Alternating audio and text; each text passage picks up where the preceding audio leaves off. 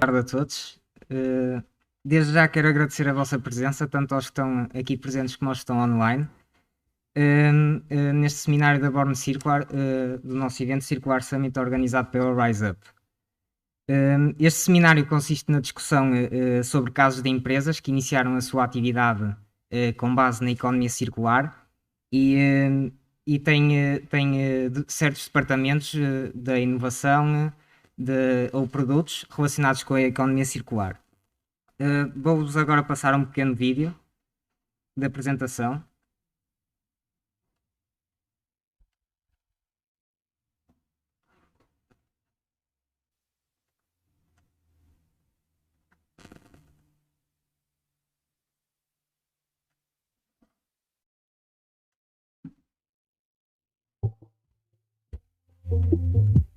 I'm about to introduce you to two people who are doing the impossible.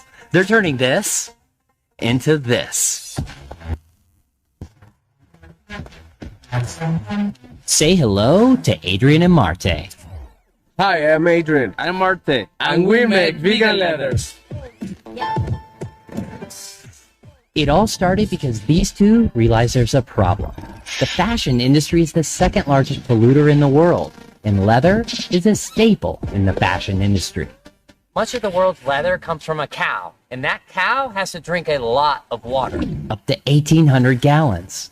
And then leather has to be tanned, which requires even more water. And it's treated with toxic chemicals which hurt the environment and make it not biodegradable.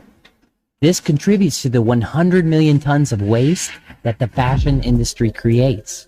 We wanted to change all that. Since Adrian worked with leather in the auto industry and Marte worked with leather in the fashion industry, they both were aware of the environmental impact and decided it was time to make a change. So they met and they talked. We've got to do something. Yes, we do. A replacement for leather meant less harm to cows and other animals. So, aren't there a lot of alternatives to leather already out there? Yeah, sure. Fox leather, for instance. Yes, man, but they're made out of plastic. It doesn't breathe and it has toxic chemicals. And they're bad for the environment. Since they knew plastic wasn't the answer, they started researching plant-based materials to use. And after a lot of brainstorming, the answer was right in front of them. Cactus! Cactus is the most abundant plant in Mexico. It's everywhere. Cactus is actually good for skin and does not require a lot of water. And also, since it absorbs carbon dioxide, it's good for environment. Well, hold on, isn't it like killing the plant when you cut it? No. It's just like a haircut. Yeah, we just cut the mature leaves and then the small ones will grow in a matter of months. Adrian and Marte left their jobs to dedicate 100% of their time and effort to the project. And after 2 years of financial, emotional, and technological struggles, they developed the perfect solution. It was tough, but we knew it was possible. In their patented process, you cut the leaves, clean them, mash it, dry it for 3 days, mix it with non-toxic chemicals, then shape it into any texture or color you want. And that's it. You get organic, biodegradable, and durable vegan leather. It lasts up to 10 years. It's flexible, breathable, and it doesn't stain. But how much? About the same as animal leather. These two entrepreneurs from Mexico are thinking big. They built a network to create more and more vegan leather. They want to make shoes, accessories, furniture, and leather seats for your car, all out of cactus. Our hope is not just to help the environment, but also help to create jobs. But for us to go from making leather out of this to this, we need to let the world know that there's something else out there. With these two, some cactus, and the world demanding vegan leather, they've realized their dream. Cactus is green! And so is the future. Yeah!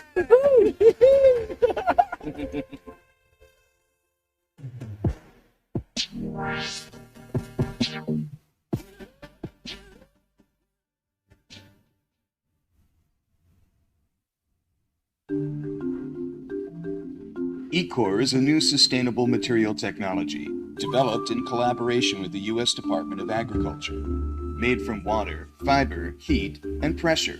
without any toxic chemical additives, and no formaldehyde or petroleum. Ecor is made from cardboard, office paper, newsprint, wheat straw, agrifiber, and even cow manure, hemp, jute, and almost any kind of cellulose fiber.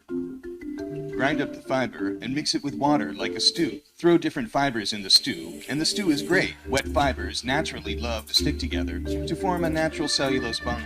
What you get is high-tech fiberboard, engineered for maximum strength with raw material flexibility. Ecor is 100% bio-based and 100% recycled. With a versatile material base and a biological nutrient core, it's a 100% technical nutrient process. The materials to make Ecor are local and everywhere. Clean and green factories can be large or small and built in a neighborhood or in the country. Use of local raw materials mean materials don't ship very far, and that reduces the carbon footprint. Ecor factories are net zero, planned for energy and water self-sufficiency, are clean and safe with respectful and fair working conditions, and are designed to expand so local production meets local demand. From 15,000 to over 60,000 square feet. 99.5% of the water is reused in manufacturing. No effluents go into community water supplies, so no polluted groundwater. Great for new jobs in farm areas and cities and in forest areas. Ecor has the greatest potential for positive and scalable impact on healthy products and healthy homes. With local availability of inexpensive and cellulose waste fiber, Ecor has the potential of being an extremely affordable housing solution. Ecor factories are designed to catch rainwater, collect solar power, wind power, and biogas production to minimize or eliminate reliance on the grid. Ecor comes in a wide variety of shapes. When combined, these shapes form composite panel structures to build almost anything. And with eco-resin impregnation can be used for exterior and interior systems. Panels can be flat or curved, allowing for design versatility. The E-Hut, an arched structure, is designed to deploy off the back of a standard pickup truck. The 2-foot panels can be easily handled and erected using minimal tools and people. The curved panels have a radius of 10 feet for a span of 20 feet. A sound structure can be erected in only a day. It is a highly engineered, simplified building system. All you need is a screwdriver and some tape to put it all together. Ecor universal construction panels can be tailored for conventional building systems and are designed and planned for a 2-foot grid. Build single structures, multi-story, neighborhoods, and communities. With universal construction panels, there's no limit to scalability. Sustainable housing for our homes, our community, and our world. Performance, affordability, and cradle-to-cradle excellence. Ecor, from Noble Environmental Technologies.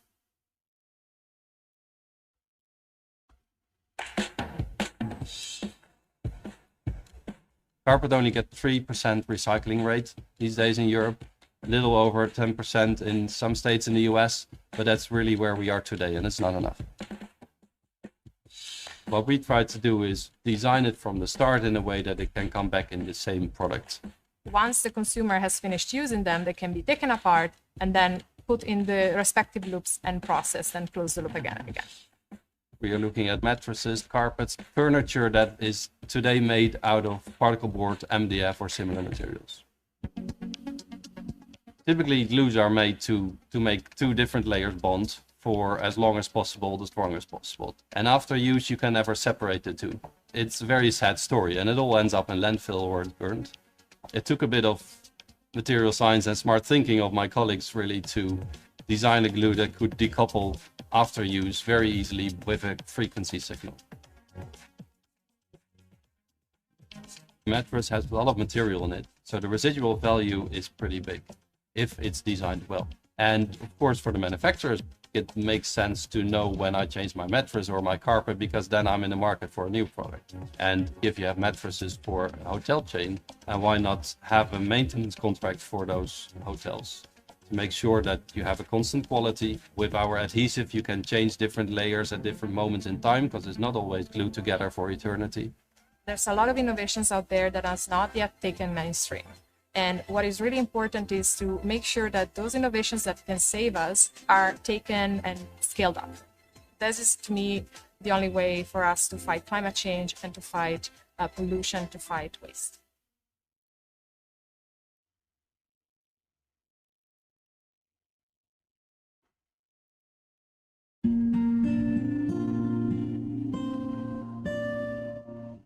Hello, my name is Jules Hammond, and I'm the CEO of BFC. Our company is reinventing the way we power disposable electronics.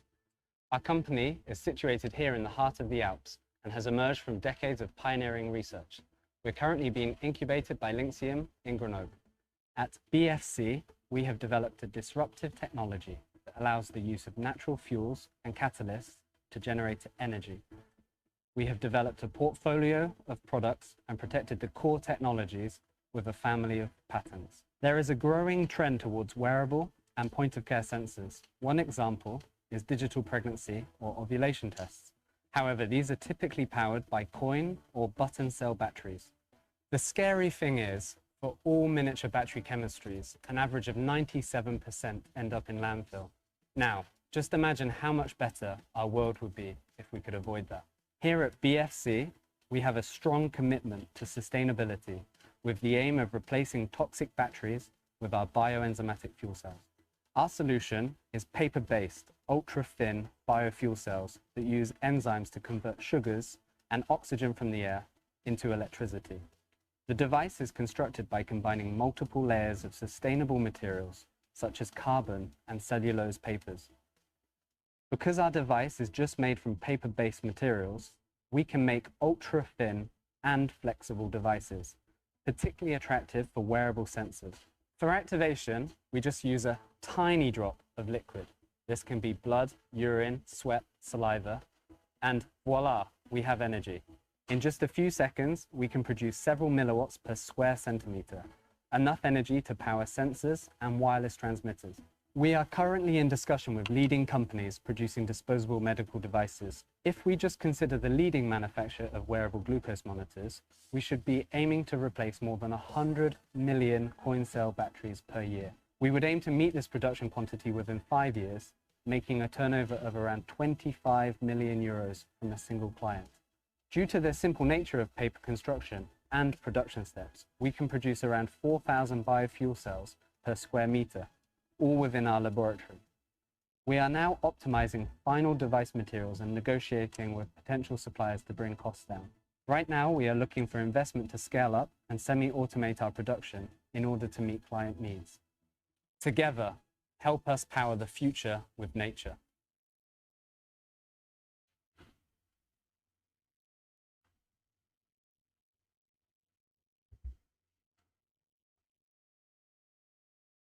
Chegou a hora de você conhecer Eve, uma marca de limpeza que joga limpo com você e joga limpo com o planeta.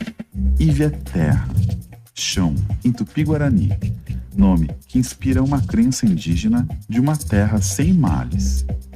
Produtos que limpam sem sujar e utilizam matérias-primas de fontes de origem natural e renováveis. Eve é a inovação no mercado de limpeza pensada para diminuir ao máximo todo o desperdício, porque nenhum desperdício é inteligente. Tudo o que você precisa em uma cápsula. A marca que traz tecnologia da natureza, inteligência, design e cria um produto de alta performance. Eve chega reivindicando um novo mundo ciente de que é dessa maneira que os fabricantes devem se comportar daqui para frente. Com apenas 4 produtos.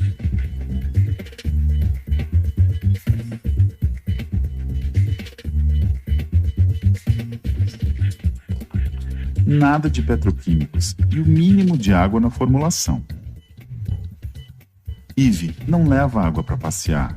90% do que é transportado em produtos de limpeza convencionais é água.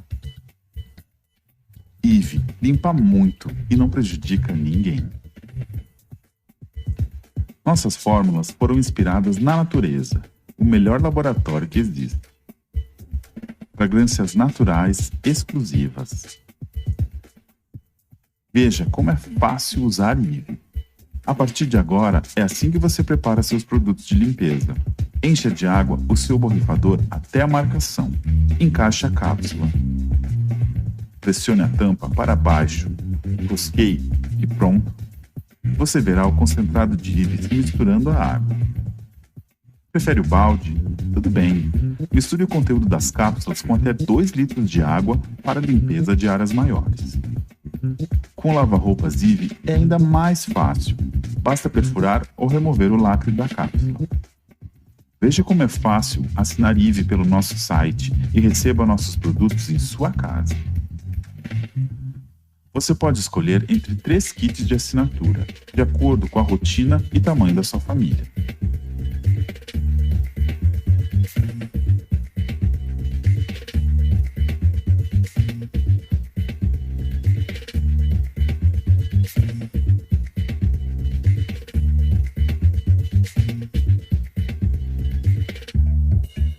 Na primeira compra, você já recebe nossos borrifadores permanentes.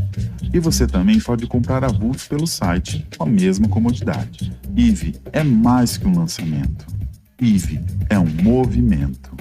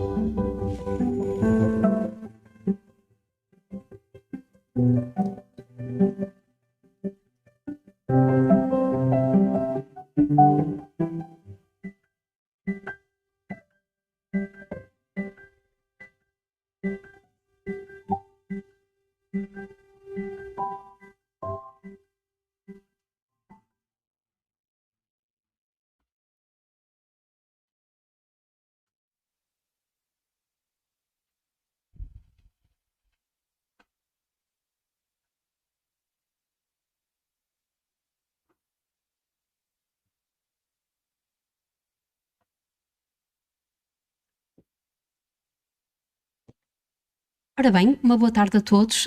Já viram com o que é que podem contar durante esta sessão? Uma imersão nas empresas que nós vamos debater e discutir.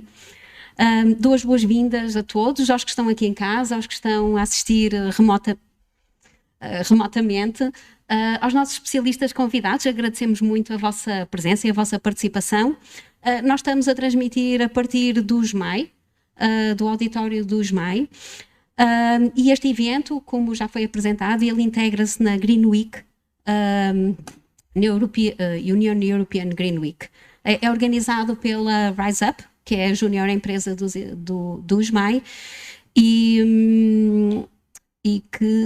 esta sessão em particular contou com o meu apoio e o da professora Patrícia Berardi, que é professora na Faculdade de Engenharia da Universidade do Porto.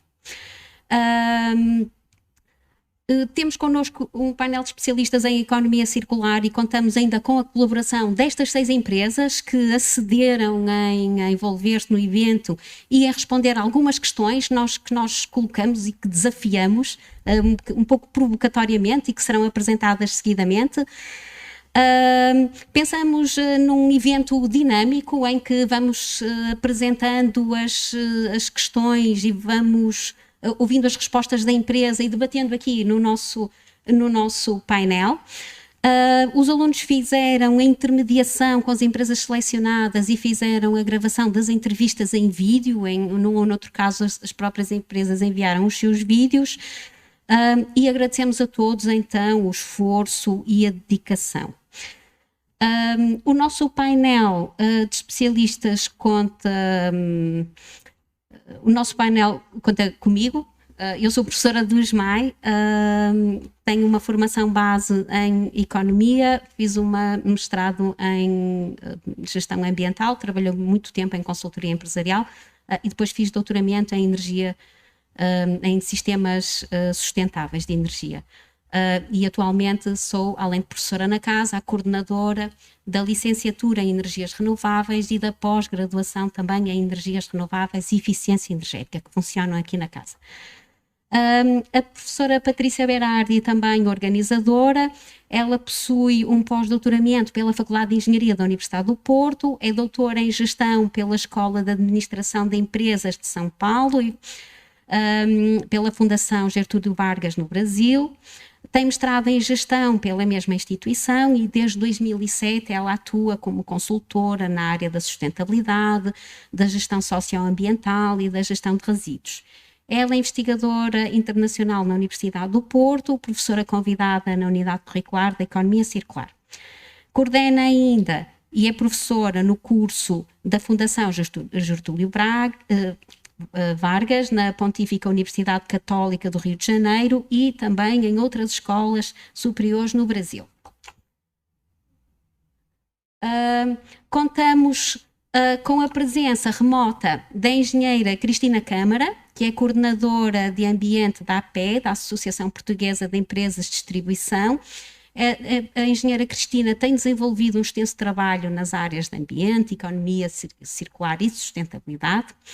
Ela é licenciada em Engenharia do Ambiente pela Faculdade de Ciências e Tecnologia da Universidade Nova de Lisboa e a sua formação académica faz parte ainda faz parte do Open Executive Program em Gestão Sustentável da Porto Business School.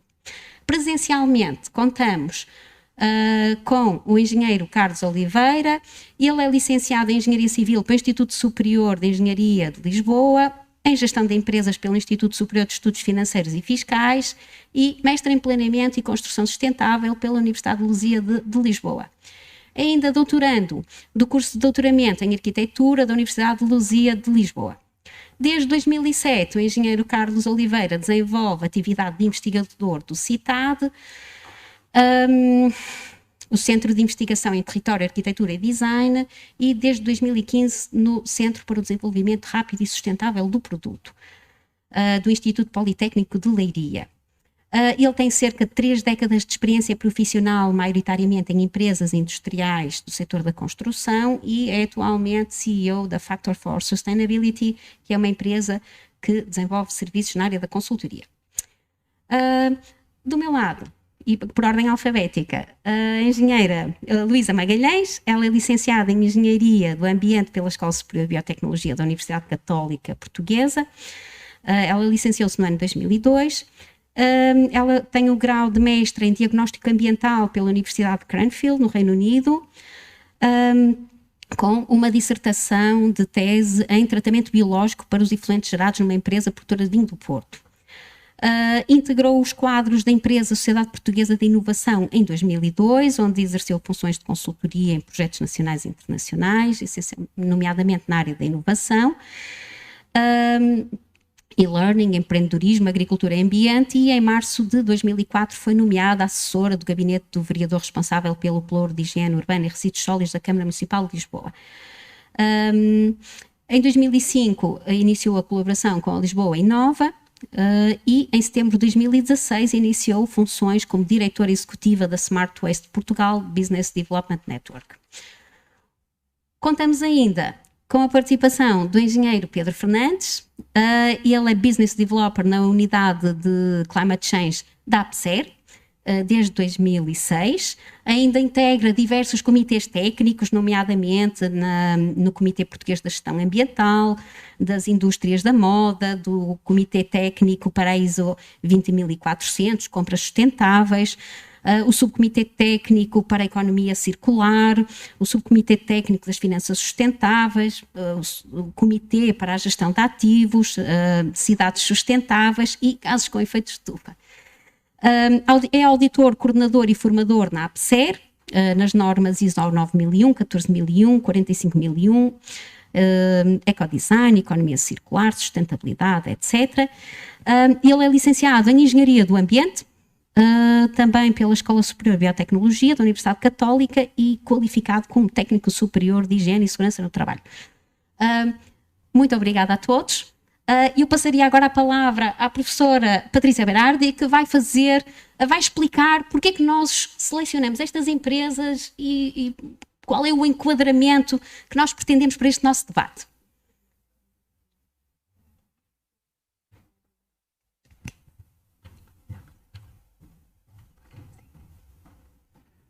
Boa tarde. Primeiro, eu quero agradecer ao convite da Rise Up, do SMAI, por estar aqui e conversarmos um pouco. Agradecer à professora Marta durante o processo de construção desse painel e agradecer aos especialistas que vão poder enriquecer ainda mais a nossa conversa. Eu posso ir para aí.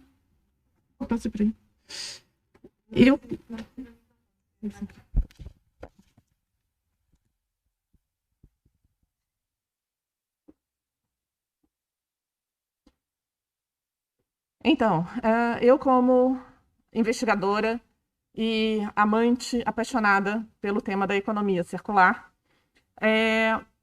tenho que trazer alguns pontos que são fundamentais para que a gente possa estressar aqui e já começar a aquecer a nossa próxima conversa.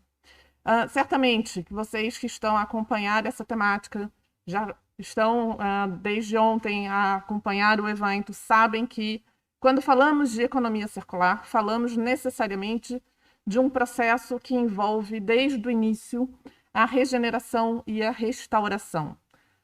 Se não for com esse processo, não podemos falar de economia circular. Certamente temos aqui que olhar para os 3 princípios da economia circular. São sempre apresentados 3 princípios, independente se falamos pela Comissão Europeia, se usamos aqui a Fundação Ellen MacArthur, mas necessariamente temos que olhar para a questão de preservação e aumento do capital natural. E é importante frisar aumento, não só preservar o que temos aqui, porque já gastamos muito, fizemos muito impacto, e temos que resgatar esse estoque de recursos renováveis. A questão da otimização é fundamental. A economia linear não trabalha com otimização, ainda que pense numa eficiência. O ponto de partida da economia circular é como a natureza. Temos que trabalhar da forma correta, da forma ótima, sem pensar em desperdício, sem pensar em deitar nada fora. E certamente precisamos aqui não gerar impactos negativos. Não podemos falar de externalidades negativas dentro de um processo circular. Eu gosto muito dessa figura, que ela resume a grande diferença entre os 2 modelos, os 2 sistemas. No sistema linear, nós temos uma grande extração, um grande descarte e pouco reuso, pouco resgate daquilo que já foi de alguma forma processado. Ao passo que na economia circular, nós não temos esta necessidade de uma grande extração, não vamos deitar o mesmo volume fora e temos sim que multiplicar os vários ciclos de uso, de reuso, de reprocessamento e não só aumentar o número de ciclos, mas também alargar o tamanho de cada um desses ciclos. E como investigadora, eu não posso... Posso avançar? Eu não posso não olhar para o que a academia, o que a ciência está a produzir. Desde 2015, nós notamos aqui um aumento na publicação, o quanto a ciência tem buscado trabalhar com a temática da economia circular. E eu preciso também frisar que o que nós temos de publicação não reflete exatamente a quantidade de material já realizado. Por quê? Porque existe sempre um delay, um certo atraso entre o que foi produzido e a sua publicação. Então, a gente pode contar aí com uma média de 1 ano e meio a 2, sendo bastante otimista e conservadora, no caso das publicações de revistas bastante qualificadas. Eu mesmo tenho alguns trabalhos que têm a base de 2019 e que ainda estão em processo de revisão e não foram publicados. Então, a gente sabe que muito ainda a economia circular tem trazido aqui uma evolução dessa massa de conhecimento. E como todo processo de construção, isso ele é feito na base de estudos, e como eu vou mostrar para vocês, a grande maioria está em papers, em artigos. Temos aqui alguma publicação de livros, de capítulos de livros, mas a força mesmo está aqui em papers. Temos na base que eu peguei, que é o Web of Science, que é uma das grandes bases de publicação. Temos algo aí acima dos 8.000 trabalhos já publicados, sendo que existe um filtro que eu utilizei, que é apenas na parte principal, nos tópicos, como Circular Economy. E ainda desses, eu tenho que destacar que a força está em estudos de caso de modelos de negócio. Isso é muito normal, isso é muito natural. Em toda construção de conhecimento, nós vamos olhar o que o mercado faz, como isso tem sido feito, e aí nós teorizamos, colocamos a teoria para avaliar a prática. Então, aqui é só mais uma ideia para a gente poder começar a mapear isso. Agora, o que me chama a atenção aqui nessa quantidade de publicação é que nós ainda temos uma quantidade muito grande de trabalhos que falam sobre transição, falam em início de economia circular. E isso me incomoda. Isso me incomoda por quê? Porque a gente já tem muita coisa na prática.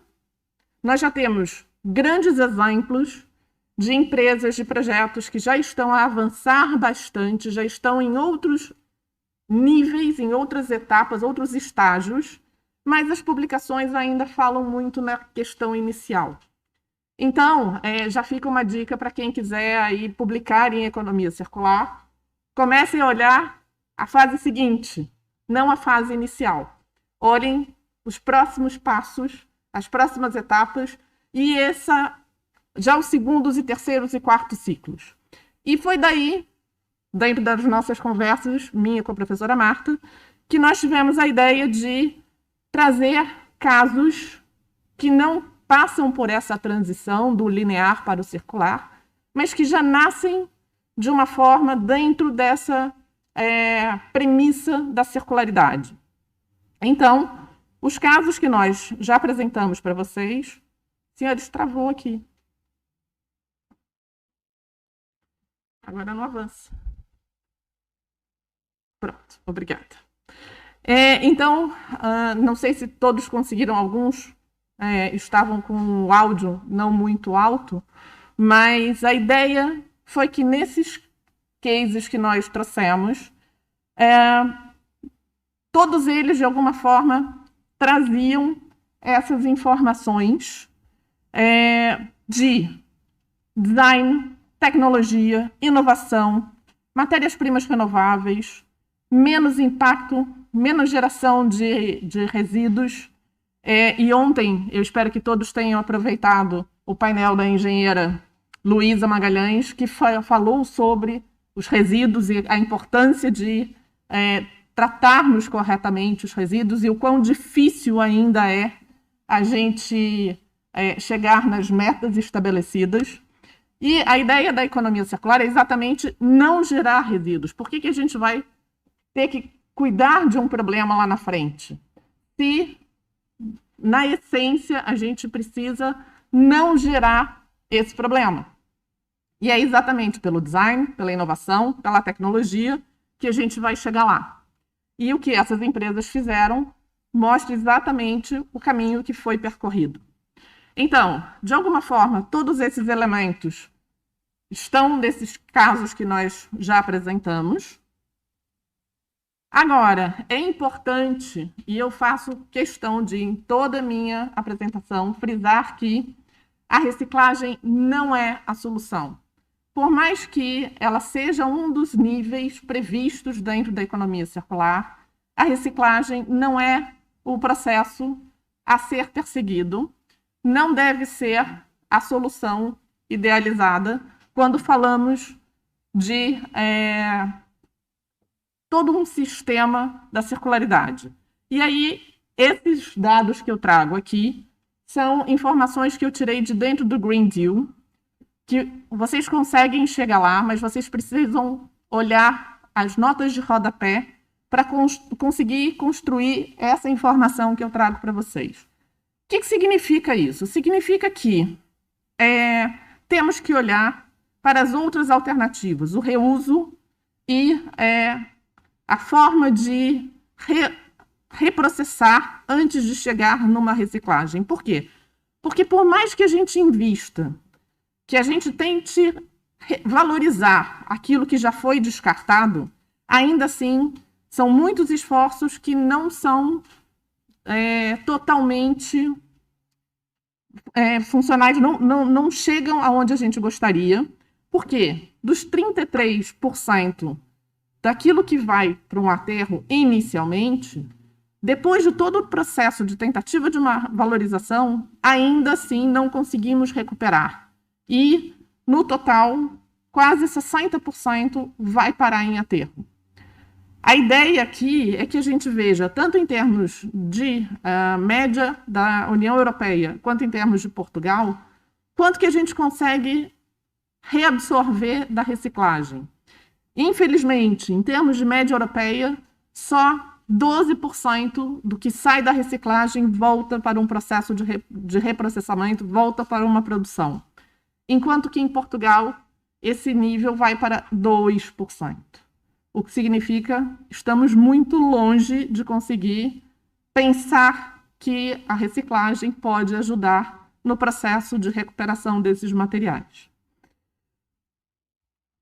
Mais uma vez, eu não consigo avançar. Agora foi. Tem um outro trabalho que eu recomendo que vocês vejam, que é o da Price, que conseguiu precificar cada um dos níveis dentro do fluxo de materiais, por exemplo, quanto que sobra em cada uma dessas etapas do valor de cada recurso. E se nós olharmos ali, o valor que sobra de uma reciclagem está muito longe daquilo que é o potencial que a gente deve olhar para poder trabalhar dentro da economia circular. Por fim, quando a gente fala da economia circular na prática, a gente tem que pensar em um outro modelo. Não é simplesmente pegar a economia linear e tentar transformar depois, no final, em algum círculo, em alguma forma circular. Não é assim. Nós precisamos criar novas cadeias de valor, novos modelos de negócio, uma nova relação com o nosso usuário, e para isso nós precisamos de novas competências. Não é simplesmente trabalhar como nós sempre fizemos dentro de uma economia linear e passar para uma economia circular. Nós temos que pensar já desde o início naqueles 3 princípios, na regeneração e na restauração. E foi isso que essas empresas fizeram. Foi isso que esses 6 exemplos, de alguma forma, se sentiram motivados, provocados a buscar essas alternativas dentro da circularidade.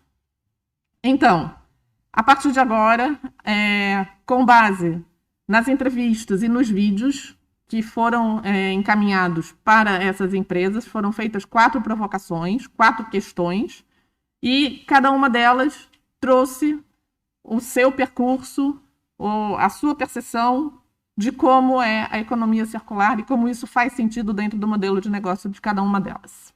Obrigada.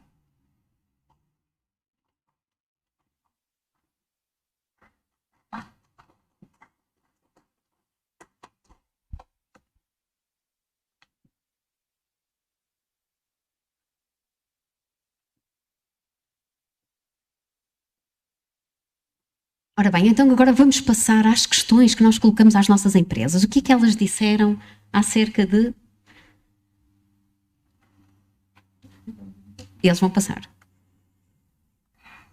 Portanto, nós vamos passando as questões, vamos ouvindo as respostas para cada uma delas e depois vamos debatendo aqui com os especialistas.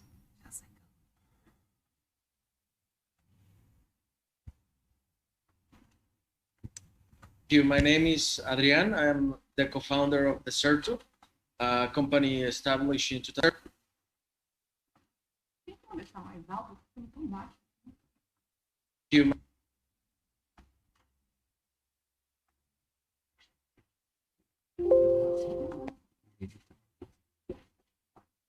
Na comentação das colunas. My name is Adrian. I am the co-founder of the Certo.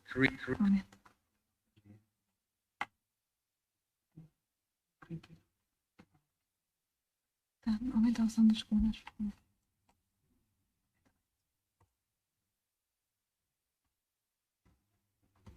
My name is Adrian. I am the co-founder of the Certo, a company established in 2019, creating the Certo, a plant-based material as an alternative to leather out of cactus. Hello all, thank you for watching and thank you for inviting us to the Circular Summit. We're very happy to have been selected as a Born Circular company, and in the coming minutes I'll try to live up to the title and to explain a little bit about what eCore does and why we got into circularity in the first place. So to elaborate a little bit on what we do, in the background you see our products. So the factories that we set up worldwide produce these fiber-based panels out of residue streams, meaning that if we set up a factory in the Netherlands, we might consider grasses in order to create these panels that can then turn into furniture, or it can turn into interior design or into displays. However, if we operate in India, there we might look at rice paddy straw, and we would look at local designers and craftsmen to turn a similar but different color, different structure panel into furniture panels again. So local production, local consumption for as much as possible. Really nice to be here. I'm Sascha Blumhoff. I'm the marketing director of Niaga. Niaga is, for those who do not know this, again spelled backwards. And that is because together with our partners, we produce products that are designed to use again and again and again. So we safeguard the materials for future generations. BFC was founded in May 2020. Olá pessoal, tudo bem? Sou o Marcelo Evélia, sou CEO da IVE Brasil. A gente faz produtos de home care para limpeza da casa de um jeito bem diferente. A gente oferece apenas produtos com ingredientes naturais, em cápsulas, borrifadores permanentes, e a gente oferece nossos produtos por assinatura. A economia circular sempre foi um pilar muito importante do nosso projeto, né? Tanto no que diz respeito aos ingredientes, como no que diz respeito às embalagens. E desde o início a gente pensou muito sobre o que a gente deveria fazer relacionado a esses dois aspectos. Nice to be here. I am Robert. I am Miva Sustainability and Impact Manager. And Miva is a company that tries to prevent the creation of waste from single-use packaging. We do so with a business model that is fully based on the principles of reuse. So that means that our packaging solution is designed to be reused hundreds of times before then eventually being recycled. This is in contrast with the system as we know it today, in which most products are actually reach you through several layers of packaging. Some of these layers very visible, the layers that we see in the supermarket, but some of them which are removed actually before shelf placement, like the boxes in which products are transported. Miwa has reusable canisters, which circulate between producers and retailers, and which replace all of these layers of single-use packaging, for example, plastics, which both means that we need much less resources to work with, but it also means that we can prevent the creation of waste. Tá um pouco difícil, o som aqui tá baixo. Para que os nossos especialistas possam comentar, a gente precisava do som um pouco mais alto. Mas a primeira ideia, então, talvez a Cristina possa até, como ela está em casa, ela consegue, pelo computador, deve estar a ouvir melhor. Mas a primeira ideia aqui foi que as empresas se apresentassem, e algumas fizeram por entrevista, então falam um pouco mais, e as outras gravaram um vídeo. Então está um pouco mais curto. Mas, na verdade, a gente vai começar agora a fazer as 4 questões. Então, a primeira questão é o que levou a empresa a começar o seu projeto pela economia circular. Então, agora elas vão, cada uma dessas 6 empresas, elas vão colocar qual foi a motivação para que o projeto, para que o negócio tenha seguido para a economia circular propriamente. Então, a gente vai apresentar a resposta que as empresas mandaram, e aí eu vou pedir para Cristina já fazer o comentário da sequência, porque para a gente está um pouquinho baixo aqui. Se vocês quiserem mudar para baixo, o som que sai está um pouquinho melhor para lá.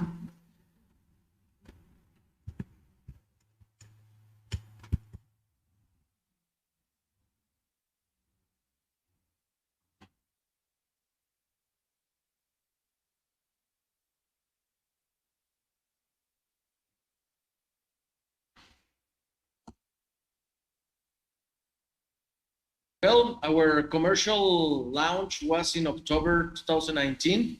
It was in Milan, Italy, during an expo called Linea Pelle. Although our R&D had 2 years prior to that, and since day one, we've always thought of being circular, and that's why we don't only offer a plant-based material, but also a whole value chain. To put it very, very simply, if we want to compete with toxic, very cheap products, then we have to compete on a material level. What we do with eCore is that we understand that we need to build not a supply chain, but a value chain.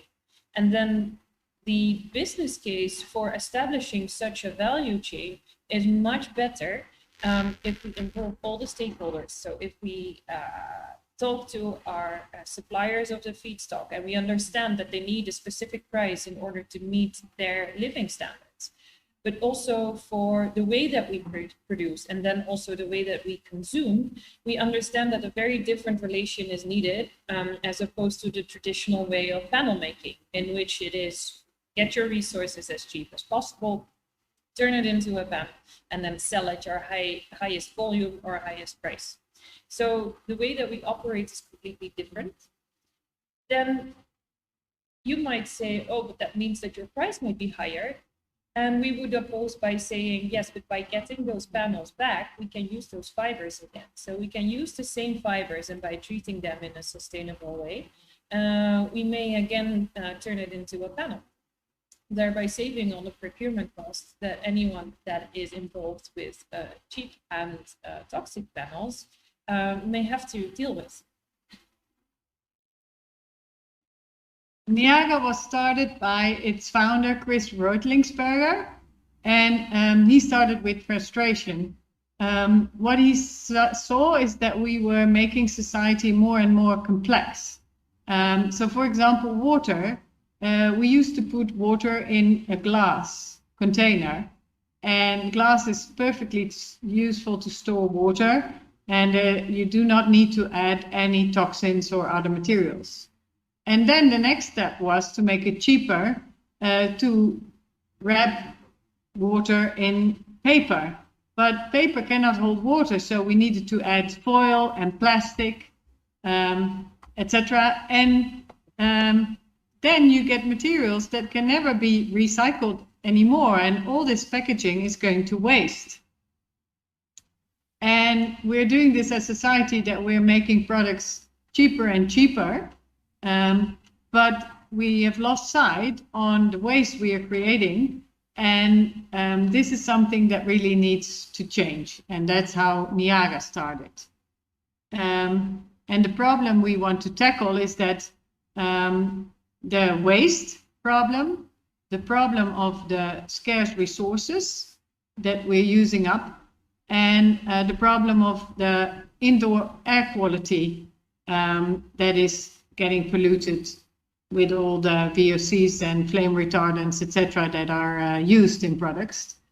And what we see is that in the US alone, 60% of the population is actually mentioning that they have some sort of respiratory distress, like asthma or allergies. The sole mission of providing an eco-friendly and sustainable energy solution for low-power electronics using our paper-based biofuel cells. O fato de que a gente precisava demonstrar coerência no nosso projeto. Se a gente tinha o storytelling e a filosofia de fazer uma marca de produtos de limpeza que desconstruísse a maneira como o setor de produtos de limpeza está construído há décadas, a gente precisava pensar em conceitos novos, a gente precisava trazer os conceitos da economia circular para dentro do nosso projeto. Então, foi por isso que a gente decidiu utilizar apenas ingredientes naturais e foi por isso que a gente decidiu reduzir bastante a quantidade de plástico de uso único para que a gente pudesse ter uma economia de plástico no nosso processo e pudesse desbloquear o modelo de entrega por delivery e o processo de logística reversa dessas cápsulas. That's a good question. I wasn't part of that process because I only joined the company later. But I know that our founder has a background actually in branding and in packaging innovation in the packaging industry. And he saw that packaging is actually really iconic for the linear economy or the way that we deal with packaging nowadays, because producing packaging, it requires natural resources, resources for the manufacturing of packaging, but it also requires creative input and design. And then all that we do with it is use it once and we throw it away. So that's a huge loss of value of natural resources, value of human resources, but it's also the unnecessary creation of an enormous pile of waste. And unfortunately, in our current system, waste means that this usually ends up either being incinerated, landfilled, or it leaks into the environment. So that's a lot of problems related to one product, and that needed to change. And that's where the idea of Mila came from.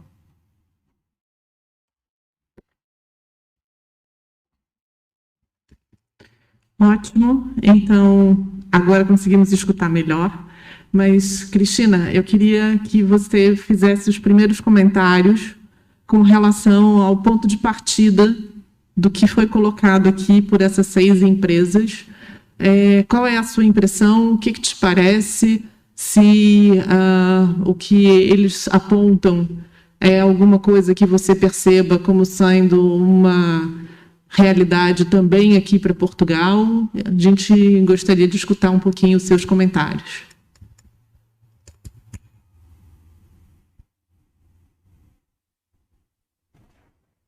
Boa tarde a todos. Eu queria só que repetisse. Não consegui ouvir muito bem aqui.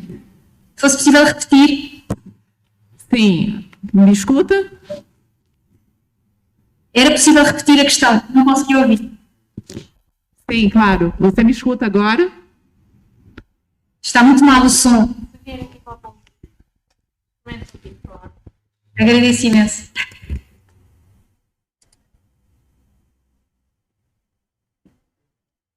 Cristina, me escuta? Melhor? Sim, preciso que você ligue o seu microfone, por favor. Certo, agora Ok. estou ouvindo. Ótimo, obrigada. A minha colocação foi, dentre o que as empresas colocaram, qual é a sua visão em termos do início do processo para cada uma delas, se você consegue identificar uma mesma linha que aconteceu para todas elas, e qual seria aqui em Portugal, como você percebe também o caminho das empresas dentro da questão da economia circular aqui em Portugal? Se tem relação com o que foi colocado por eles, qual é a sua visão com relação a isso? Muito obrigada. Eu, antes de mais, agradeço o convite para participar nesta conferência, que aceitei com muito gosto, e gostava só de dizer uma palavra quem é que é a APED. A APED é uma organização empresarial que reúne um conjunto de empresas que desenvolvem no mercado nacional produtos de comercialização de produtos de grande consumo, tanto alimentares como não alimentares. Portanto, no fundo, é uma associação que representa o setor do retalho alimentar e não alimentar em Portugal. Ouvimos aqui exemplos muito interessantes e, no fundo, não são muito os termos que são usados, os conceitos utilizados, os princípios, não são todos eles muito inspiradores para a mudança, não são muito diferentes daquilo que nós temos ouvido cá, o que é sinal que também penso que estamos no bom caminho. Eu diria que todos eles despertam para a necessidade de um repensar do modelo de negócio, para a necessidade de olhar cada vez mais a montante da cadeia e de tentar pensar o mais a montante possível naquela perspectiva da eficiência do uso dos recursos. Portanto, eu consigo ver todos eles algo neste sentido, muito na lógica da prevenção, da reutilização e cada vez menos a parte do fim de linha. Portanto, é evidente que quando olhamos cada vez mais a montante na cadeia, conseguimos melhor também controlar todo o processo que vem ajusante. Eu diria que todos eles são muito inspiradores. Um deles olha para a produção local, outros olham para soluções de reutilização, outros olham para uma produção mais limpa, sem químicos, enfim, todos eles são de facto inspiradores. Eu diria que nós cá também já temos alguns exemplos interessantes nisso, e do ponto de vista da APED, que representa o setor do retalho, parece-me que eles são de facto interessantes, e interessantes para o retalho enquanto entidade empresarial, porque na verdade estamos aqui no meio da cadeia, dialogamos com fornecedores a quem compramos a mercadoria e dialogamos com os consumidores que visitam as mais de 3.000 lojas dos associados da APED e que são cada vez mais exigentes, conscientes, informados e procuram cada vez mais soluções sustentáveis, eventualmente até como aquelas que são apresentadas aqui. Portanto, temos um desafio muito grande sempre pela frente de procurar soluções que vão ao encontro das necessidades e expectativas dos consumidores. Eu diria que nós estamos no bom caminho, e até pela apresentação que a professora Patrícia fez há pouco, que mostra que desde 2015 houve ali um boom de publicações nesta área. De facto, nós vemos que é desde aí que também houve aqui um boom de ideias e inspiradoras que fizeram mostrar que há aqui uma mudança de paradigma e que estamos no caminho certo, mas há muitos também desafios pela frente, que eu diria que são desafios que se colocam às empresas que apresentaram aqueles exemplos e que também se colocarão às empresas a nível nacional. Eu poderei falar um bocadinho deles agora, ou se preferirem deixar mais para a frente. Essa é a próxima questão. Pode aguardar um pouquinho, obrigada. E aí agora eu vou passar então a palavra. Eu queria escutar um pouquinho o Fernando com a mesma questão que foi colocada. Eu já desinfetei aqui. Pode ser, Fernando?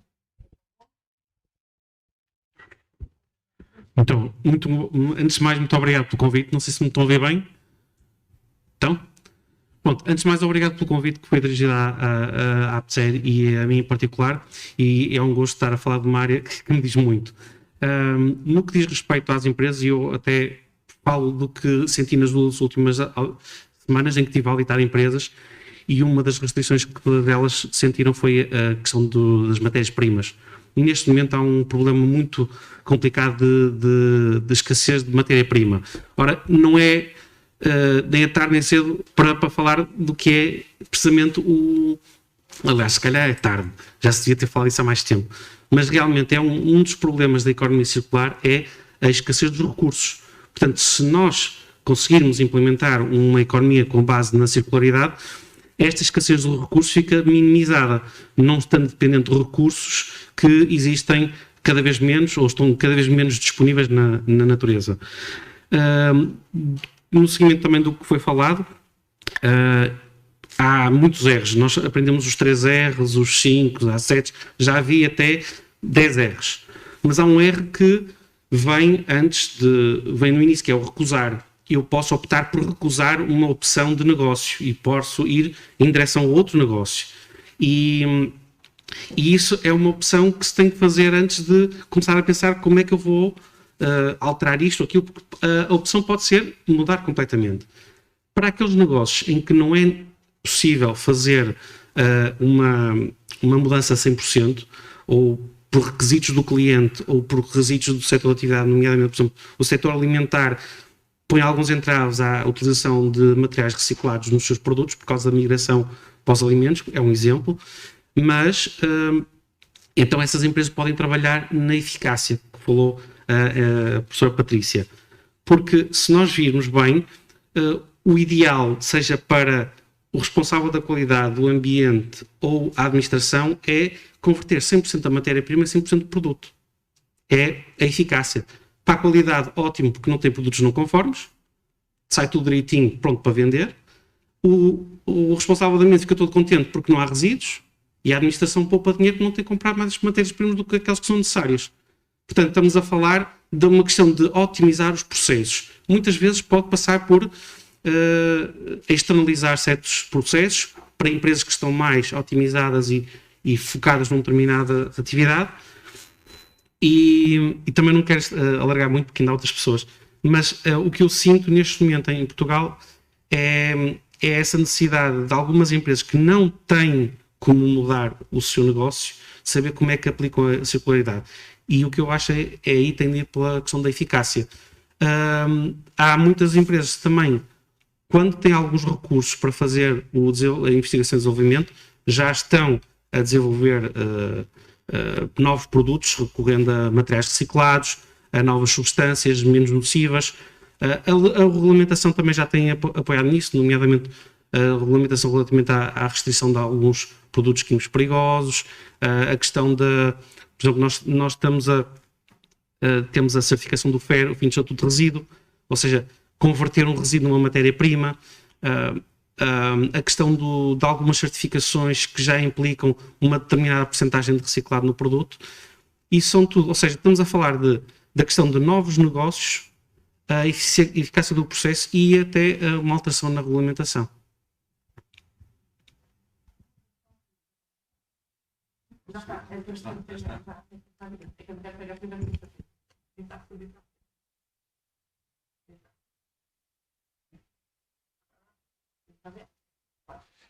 Então, muito boa tarde a todos.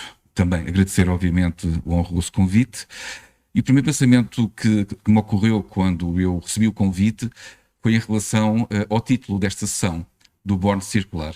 E ocorreu-me o seguinte: isto devia chamar-se Reborn Circular, porque efetivamente a questão do tem tudo a ver com a economia circular e digamos, é o fator distintivo. Em relação ao que ao que os meus dois colegas já disseram, e correndo se calhar o risco de ser repetitivo, mas gostaria de deixar uma ou duas impressões base. Primeiro que tudo, em tudo aquilo que nós vimos das empresas, existe um enfoque, nos casos, mais na questão do ecodesign, noutros casos mais ajusante na questão da logística, mas em todos eles haverá que haverá que apostar, e isso está presente na questão da abordagem do ciclo de vida, que é o fator essencial da economia circular. Sem abordagem de ciclo de vida, chamado Life Cycle Approach, não existe economia circular. Porque, por vezes, e a questão da reciclagem, como foi aqui dito, economia circular não é reciclagem, não de todo, é o contrário.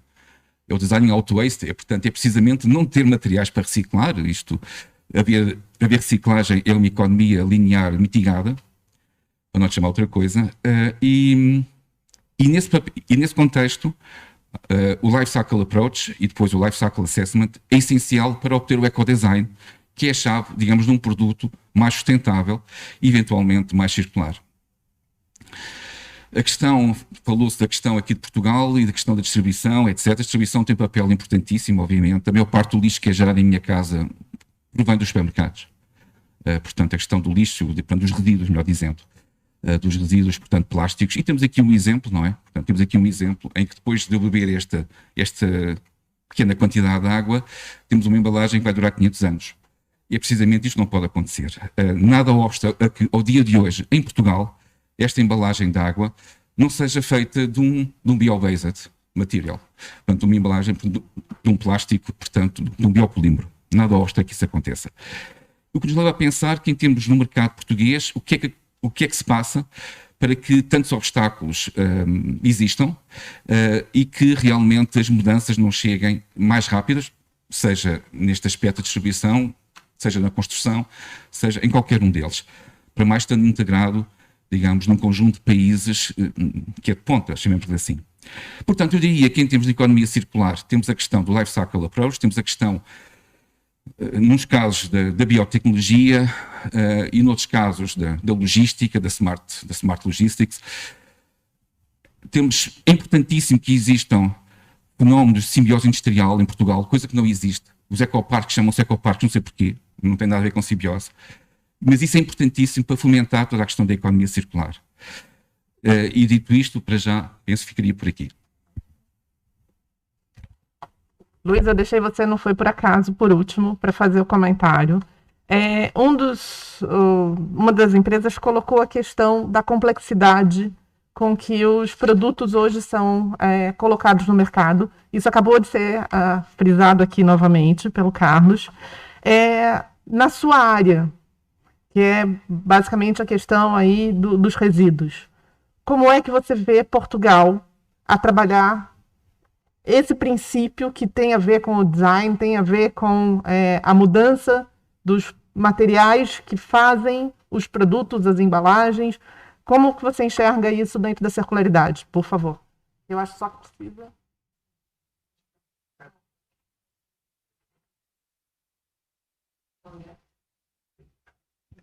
Boa tarde a todos. Antes de mais, agradecer o convite ao Ismael e à professora Patrícia e à professora Marta por nos desafiar a Smart Waste a estar aqui presente.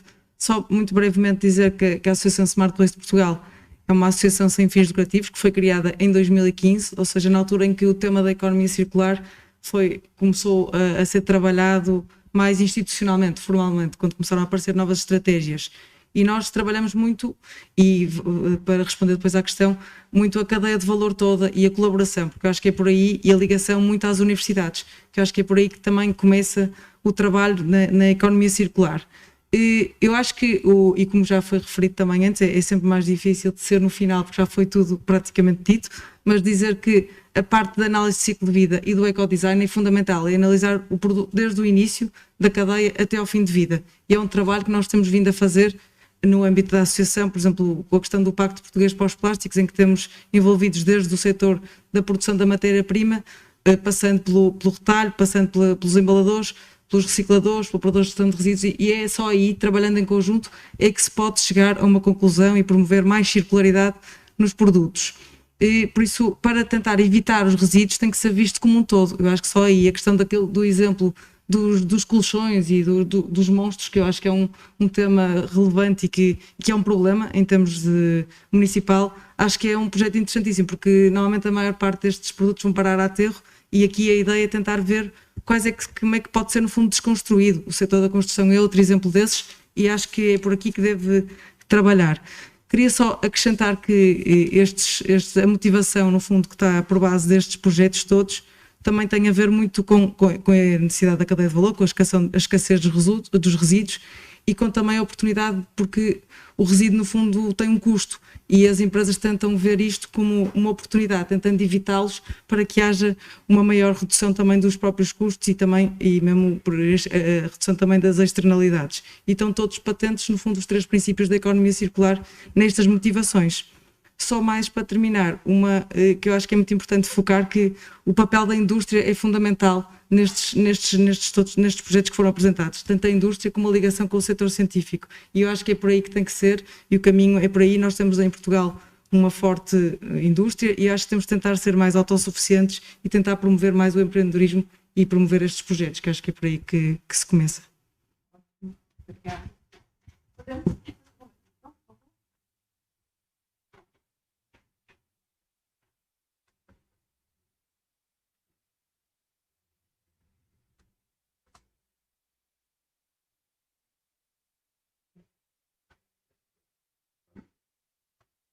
Something very challenging is to innovate responsibly. Sometimes when you put purpose beyond profit, it's not easy to gain allies, and it is very expensive. And so for Marty and I, who are the only co-founders and shareholders of the company, it was very tough to do the R&D and launch because we had to rely on our savings, and it's been like that until now. Fortunately, the company has gained traction in the market since our launch. We are financially sustainable as well. And something very difficult is to always make sure that there are ethical practices in all the value chains of the raw materials that we use. So that's something that we offer our customers, transparency and traceability, to ensure that every single feedstock and every single process of the Certo is sustainable all the way from the land to the end of life of the product. Biggest challenges is that nobody opposes the idea of a circular economy, but there are so many reasons not to start today. So everybody loves the story, everybody wants to be involved, but when it comes to really putting your money where your mouth is or your actions where your mouth is, then there is a lot of pushback because people don't like change. And that's really a hard one to fight.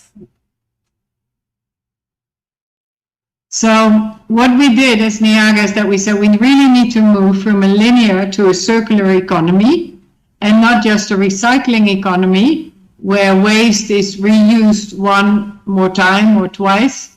No, we need to go to a circular economy where we have designed out all waste and there is no waste anymore at all. So what we do in Niaga is that we work with partners, because a circular economy is not possible alone. It's always an ecosystem that needs to be developed throughout the value chain.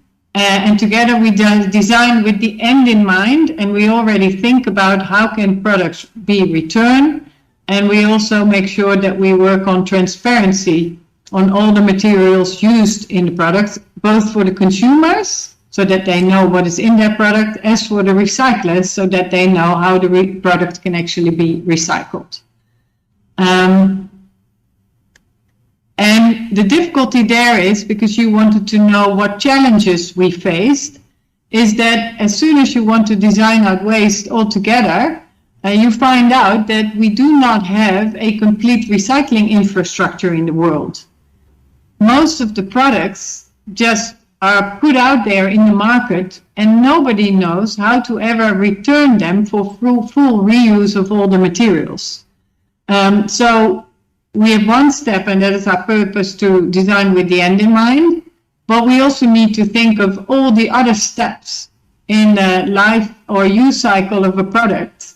And that is, how can it be repaired, how can it be refurbished, and then in the end, how can it be returned to make sure that it really comes back. Therefore, together with our partners, we design everyday products with only clean and infinite materials and reversible connections. And the reversible connections are important because the different materials need to be separated so they can each be recycled in their own stream and keep their quality. And infinite and clean materials is important because as soon as you add toxins to a material and you recycle them, the toxins stay in the loop. And that's something that we do not want. So, for example, we work a lot with polyester, which is a material that can be recycled again and again. We work with polyamide 6, with cellulose, with steel, and that's what we call infinite materials. And at the moment, what we have is mattresses, carpet, and furniture panels out there in the market. And as soon as a product has been designed with the end in mind and has been produced with only clean and infinite materials and reversible connections, it gets the Niagara tag. And this Niagara tag can be scanned. And as soon as you scan it, you can see what's in it. You get a product passport with all the materials listed. And you can see how you can return the product, because return is really key.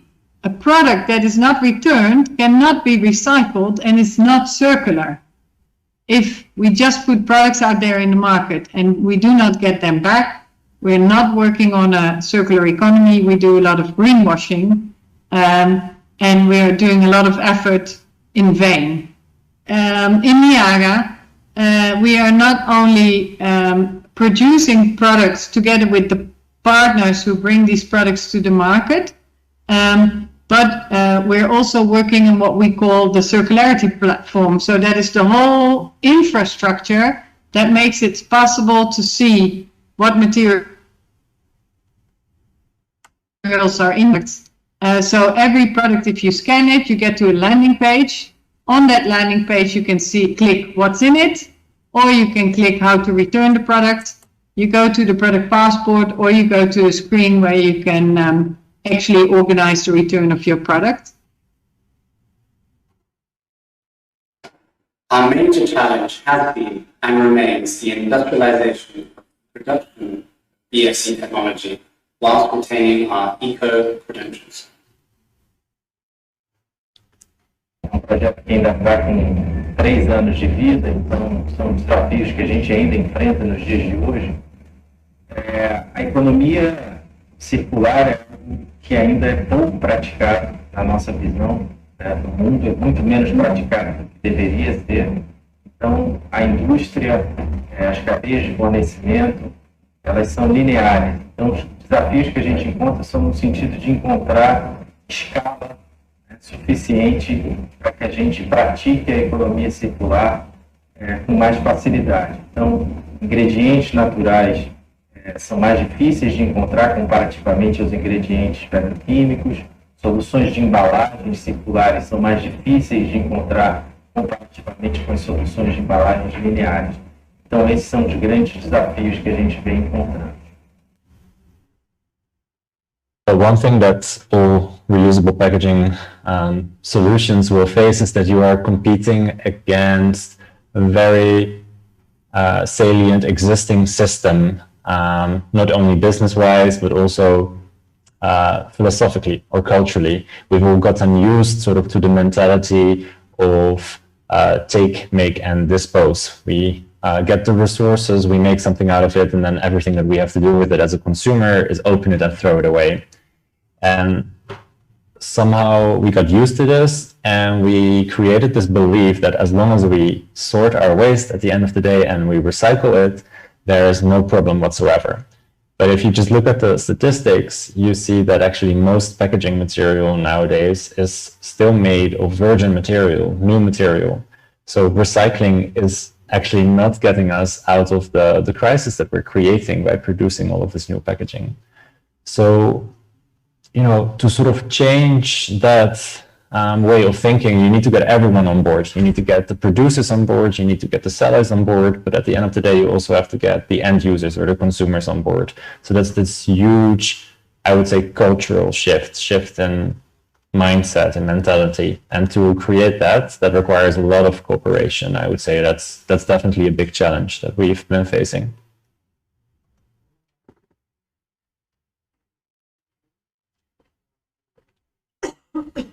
Desafios são muitos. Cada uma das empresas colocou aqui um grupo de eventos e de questões até que foram bastante trabalhadas e depois saíram como soluções. No caso de tecnologia, da Niaga, enfim. Mas cada uma das empresas aqui abordou um grupo de desafios que eu acho que não são só num processo inicial e nem nos mercados fora daqui. Eu acho que isso também tem uma relação direta com o que é enfrentado na Europa e em Portugal. E aí agora eu deixo em aberto quem quiser comentar. Não sei se a Cristina quer começar, porque ela já tinha colocado a questão dos desafios. Então, Cristina, por favor. Obrigada. Eu ouvindo estes desafios que são colocados por outras empresas, eu diria que estas empresas podiam localizar-se cá em Portugal, porque basicamente aqui na nossa perspectiva os desafios são todos muito parecidos. Nós também falamos aqui da necessidade de garantir os aspectos de ética e transparência ao longo da cadeia de valor. Colocamos muitos desafios na parte da infraestrutura de reciclagem, da separação, para garantir o fecho do ciclo, e também temos muitos desafios associados a isso, porque os produtos podem ser recicláveis, mas no final do dia, se eles não forem colocados no sítio certo ou se não houver infraestruturas para os tratar, de nada serve que eles sejam recicláveis, porque não se consegue garantir o fecho do ciclo.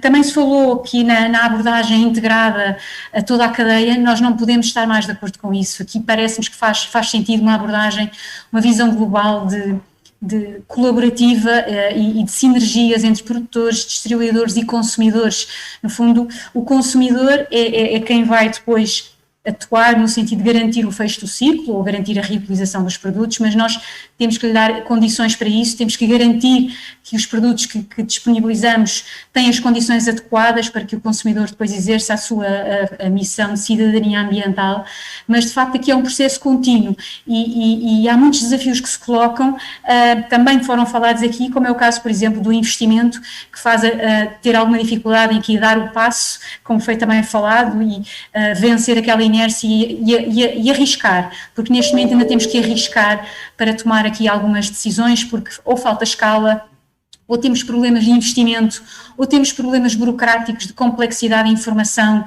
de requisitos que são necessários, de legislação complicada, difícil de digerir e muitas vezes até a legislação alterada a meio do processo que nos faz ter que desviar às vezes a rota dos nossos modelos de negócio e de facto, se nós queremos uma economia circular, também precisamos ter aqui todo um contexto que nos ajude a caminhar nesse sentido, e por isso é que me parece que faz todo o sentido uma abordagem integrada à cadeia de valor e colaborativa, porque o desafio é para todos, é para os operadores económicos que têm que assumir o risco e avançar, mas também ter as infraestruturas necessárias para garantir ou a reutilização ou a reciclagem, ou, acima de tudo, conseguir olhar a montante e ter formas de investir para desenvolver produtos cada vez mais, no fundo, com estratégias de ecodesign associadas.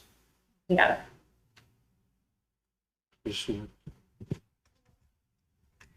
Eu, muito o que a Cristina disse, também partilho e é consensual.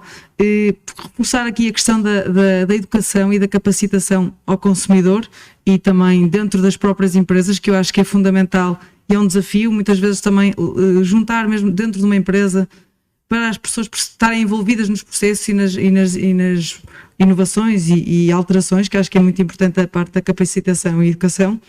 A questão da escala, e que foi frisado é muito relevante, porque muitas vezes não arriscam porque não há escala, e aí é uma dificuldade enorme, que acontece também em muitas empresas nacionais que têm alguma dificuldade. Outro aspecto que eu acho que é importante é a questão cultural, e há aqui exemplos que eu acho que quase todos poderiam ser replicados em Portugal, mas a questão mesmo dos detergentes já há casos cá em Portugal, mas não sei se resultam porque nós ainda não temos esta cultura. Eu acho que é aos poucos que vamos percebendo, por isso a educação também se liga e é muito importante. E a informação ao consumidor, a questão do rótulo, eu acho que é um ponto fundamental para se perceber o que é que se vai consumir e para onde é que ele vai no fim. A questão do passaporte dos materiais, que também se pode aplicar no setor da construção e outros temas, eu acho que são fundamentais e são importantes nesta área. E uma coisa que nós sentimos e que está na base da nossa associação é a questão da colaboração e de juntar as cadeias de valores e intercadeias, porque muitas vezes promover a questão das simbioses industriais, que eu acho que é uma dificuldade que ainda há em Portugal e que temos que trabalhar. Por isso há aqui muitas dificuldades que foram apresentadas, mas que eu acho que se aplicam ao nosso país e que temos que tentar, e eu acho que este tipo de fóruns são importantes exatamente para discutir e temos aqui entidades relevantes neste setor para partilhar, por isso a partilha também é fundamental. Bom, então aproveito um bocado no seguimento também, quando se fala da parte do enquadramento a nível nacional, uma das questões que eu acho que sinto no nosso mercado, tipicamente é o mercado de PMEs.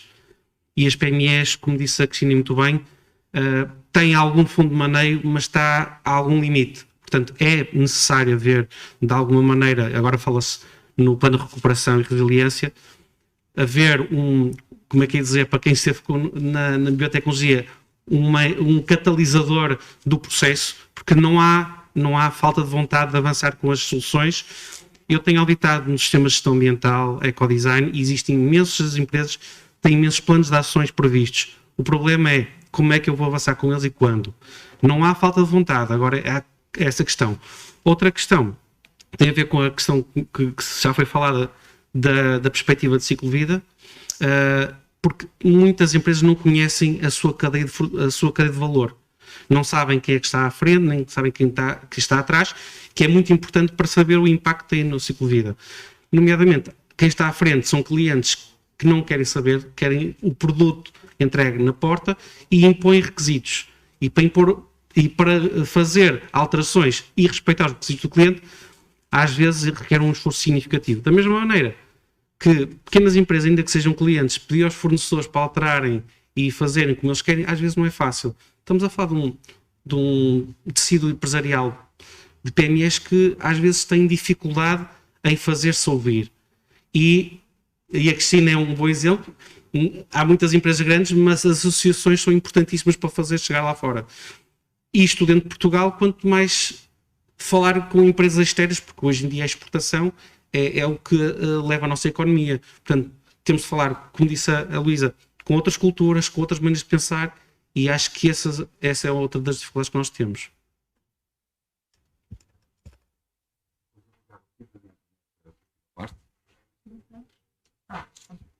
Eu pegava nessa última parte que tem a ver com o ambiente empresarial. Creio que não será surpresa para ninguém dizer que o ambiente empresarial português não é favorável à implementação nem da sustentabilidade, digamos, uma sustentabilidade forte, nem tão pouco, portanto, por consequência da economia circular. Por variedíssimas razões, pelo que eu diria que estamos integrados numa Europa a 2 ou 3 velocidades e nós não estamos nem na primeira nem na segunda neste particular. Ou seja, isto só para dizer que o ambiente empresarial num país do norte da Europa será sempre mais favorável a este tipo de ações e de mudança, de transição, do que o nosso ambiente em Portugal. Dito isto, que é algo importante e que, portanto, podemos resumir que a transição para a economia circular em Portugal far-se-á devagarinho, muito devagar, e não há tempo, que é outra questão, não há tempo, não digo ao nível do país, mas ao nível, portanto, global, ou a transição é feita realmente a um passo acelerado, e toda a questão agora que se coloca da Green Recovery, ou seja, do pós-pandemia, e digo eu, e até à próxima, mas para já no pós-pandemia, a questão de que a Europa alinhou, portanto, que os fundos que seriam orientados para uma recuperação verde e, portanto, a partir daí todas estas questões estão em cima da mesa, é uma oportunidade, mas eu não sei até que ponto existe literacia nesse sentido. Mais uma vez falámos dos rótulos ecológicos, muito bem, quantos dos consumidores vão ao supermercado e escolhem o seu detergente pela questão do ecolabel? diria eu. Quantos? Não sei se há números sobre isto, mas seria interessante para perceber até que ponto tem que haver realmente informação. Assim, queria só sublinhar que a questão do papel político, ou seja, existe com certeza uma intervenção ao nível das altas instâncias no sentido de reforçar estas ideias alinhadas com os ODS, alinhadas, enfim, com tudo aquilo que o governo português, e muito bem, portanto, alinha. A luta contra as alterações climáticas passa por isto, passa pelo nosso dia-a-dia. Passa por utilizar cimento ou não, passa por utilizar plásticos ou não, passa por utilizar materiais renováveis ou não. É tão simples como isto, ou seja, existe uma situação pragmática. E coloco aqui uma questão. O plano de ação para a economia circular português tem real efetividade? É letra morta? Sim ou não? É uma questão que se devia colocar. Pode passar, obrigada.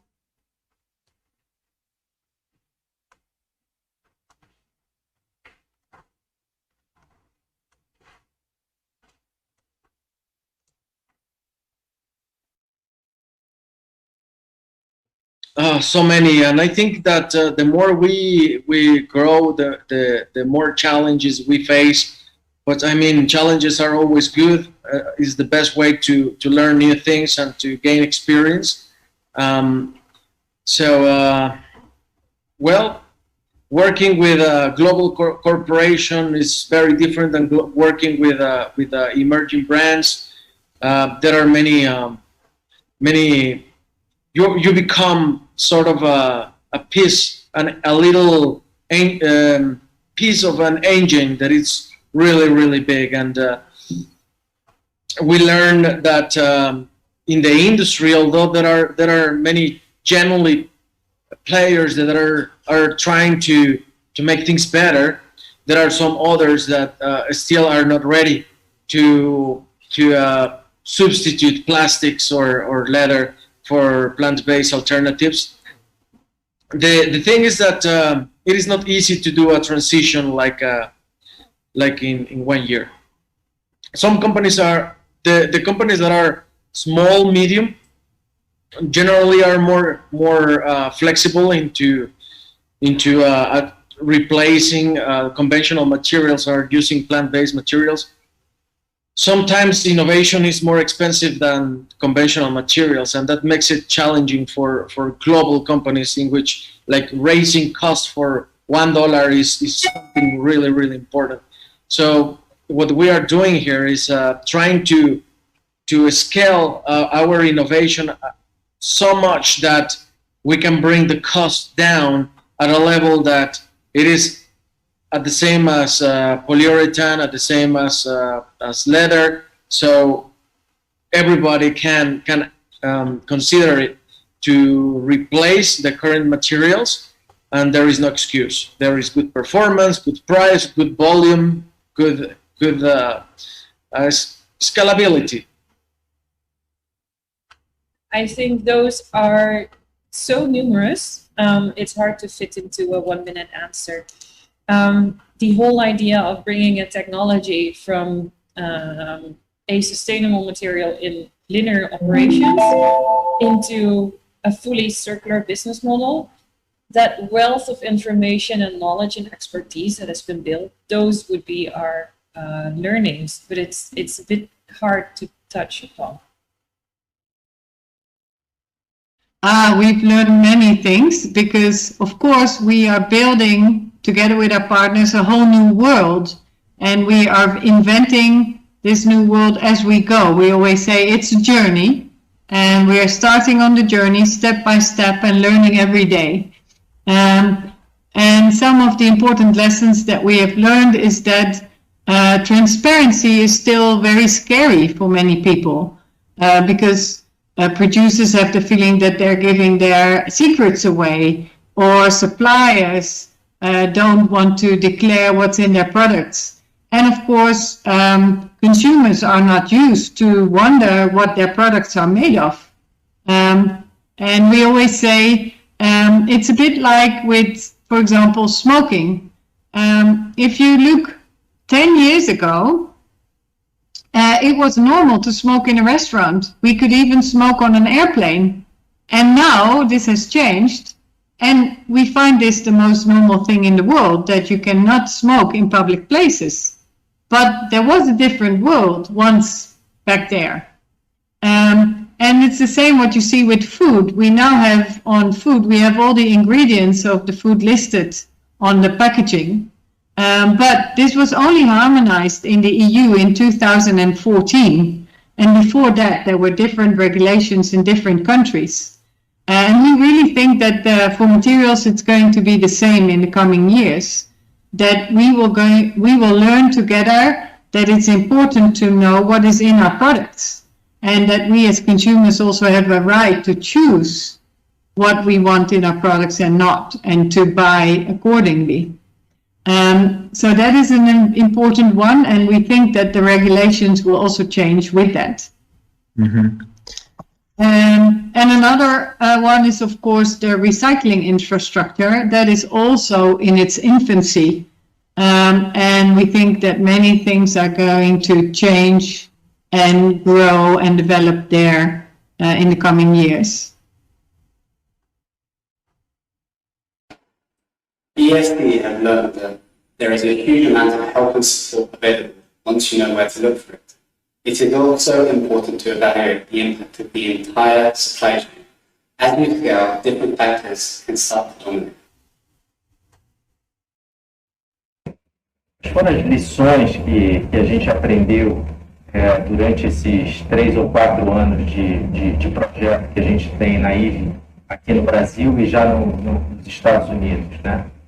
Primeiro, que é muito importante, né, na fase de concepção do projeto, você pensar muito sobre aquilo que você deseja fazer, principalmente no que tange respeito às embalagens, né? Você precisa pensar bastante, você precisa reconhecer se você precisa de ajuda de algum especialista. No nosso caso, a gente focou muito no design da embalagem, né? E no modelo de diluição, né? Que para o nosso negócio era muito importante. Então a gente foi procurar ajuda em profissionais de design que nos ajudaram bastante nesse processo. Então a recomendação que eu tenho é que se pense bastante antes de fazer aquilo que você está pensando em fazer, porque as decisões, principalmente no mundo de startups, né, as decisões são caras e normalmente os investimentos são curtos, né? Lots of lessons have been learned, I would say.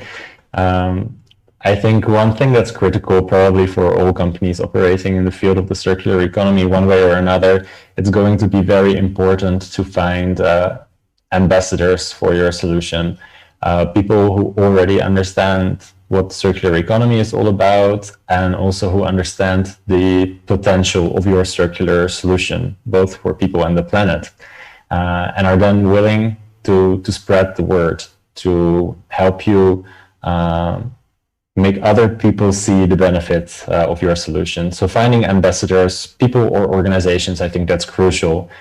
And a second lesson learned is also about how fast the world is changing, though, because I think in the years that MIVA has been active, the circular economy has gained so much salience. It's become such a more well-known concept all over the world. And you see that governments are also actually adopting circular economy legislation, some of them even including reusable packaging in it. So just to see how fast that's changing and to know that there's a momentum, I think that's very important to be aware of.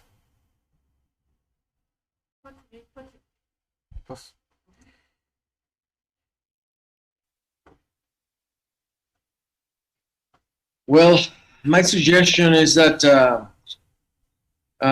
keep going. I mean, the world needs you, the industries needs you. When Marta and I used to work in the automotive, in the fashion industry, we saw a lot of flaws and a lot of things that had to be changed. A lot of major improvements were needed.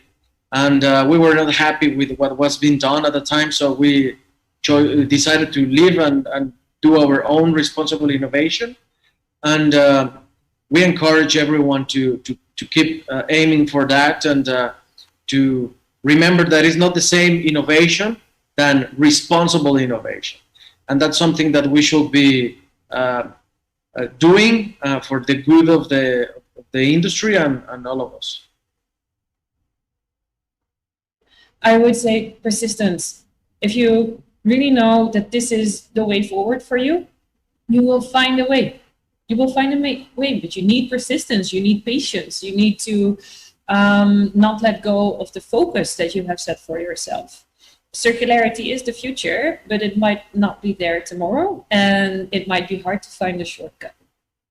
That having said, I have not given up. Our company has not given up, and we're very confident about this future. So join us. A business that wants to work with circular economy, I have a couple of suggestions and advice. The first one is, it takes a long breath. It's not easy. It's not going to fly from day one, because the world is not used to this yet. It's a different way of thinking, and it's a different way of producing and working from the start. And you cannot go half. You cannot say, let's do a little bit circular. It's either circular or it's not. So think about it if you're really ready to go that way and to go that direction. And another lesson that we learned is that for many businesses it's difficult, because if they have their old collection or products and you bring one circular product to the market, how do the two relate to each other? Yeah. And so you start something new, but how do you then compare that or communicate in relation to the old? And that's where we always say, show what you do, be honest about it, and also explain what is not yet possible. Because it is a journey, and we cannot go from A to Z in one step. We can only go step by step.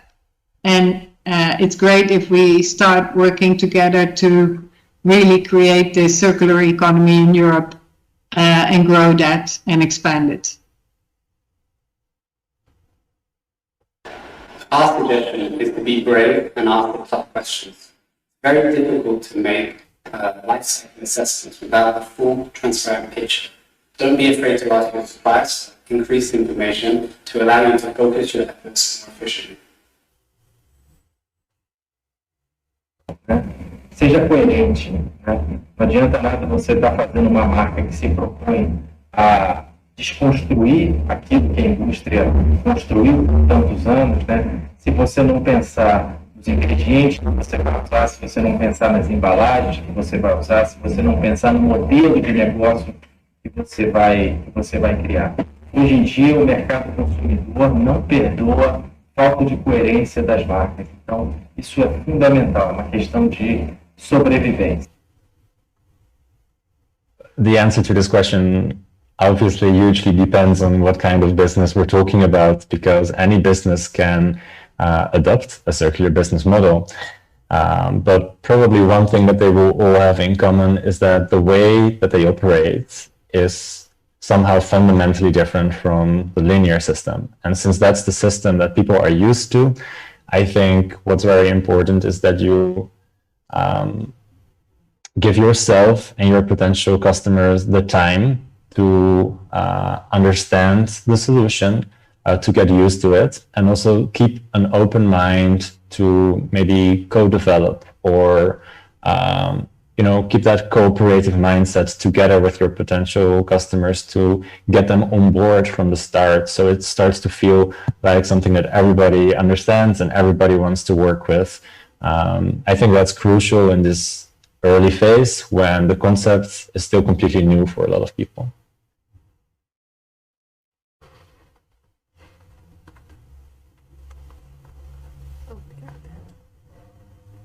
Então, nós perguntamos quais foram as lições aprendidas, e eu destaco aqui a questão que foi colocada como comportamento, transparência, colaboração e pedir ajuda, e a necessidade de ter embaixadores para também promover o trabalho. E depois, na sequência, a gente já perguntou quais seriam as mensagens que as empresas deixam para quem quer ser circular. E aí eu destaquei aqui a questão da inovação responsável, a persistência, que precisa ser honesto com as possibilidades, e isso eu acho que é fundamental em termos de posicionamento e comunicação, ser bravo e coerente e pensar em co-desenvolver processos e projetos. E aí eu deixo aberto para quem quiser comentar essas questões que as empresas colocaram, tanto das lições aprendidas quanto das mensagens de persistência e bravura que é necessário para seguir com qualquer projeto. Por favor. Eu posso só dar uma nota aqui final, dizendo que faz-me sentido também as observações que ouvimos aqui destas intervenções, e eu destacaria duas que me parecem importantes e que se aplicam também a nós. Uma delas é coerência das marcas e das soluções que são apresentadas no mercado, e outra é a inovação responsável. De facto, se nós queremos apresentar uma solução ou um serviço que dizemos que tem benefícios do ponto de vista de uma economia circular, temos aqui um desafio muito mais acrescido face à realidade atual, porque obviamente temos que o demonstrar, e ele tem que ser efetivamente mais benéfico. Portanto, eu diria que do nosso ponto de vista não é possível fazer mudanças estruturais e disruptivas sem que estas sejam completamente alavancadas no conhecimento científico e com o apoio da inovação. Portanto, para nós é importantíssima esta questão da inovação responsável. Se nós dizemos que uma solução é diferente, é inovadora, é melhor, ela tem que ser efetivamente, tem que ter por trás uma fundamentação muito sólida que permita dizer que há benefícios dessa solução e que faz sentido fazer um novo modelo de negócio ou uma substituição de um produto no mercado. Obrigada.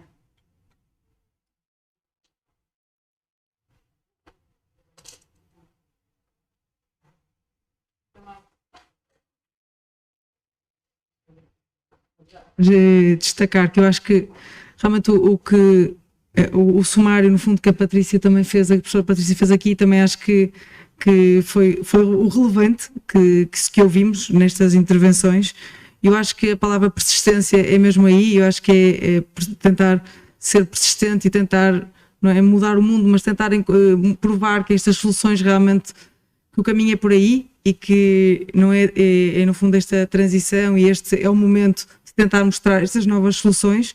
Agora, acho que ainda há muitas ferramentas que devem ser utilizadas e que têm que ser aplicadas, e aí a ciência também nos ajuda muito e ajuda também estas empresas a tentarem evoluir.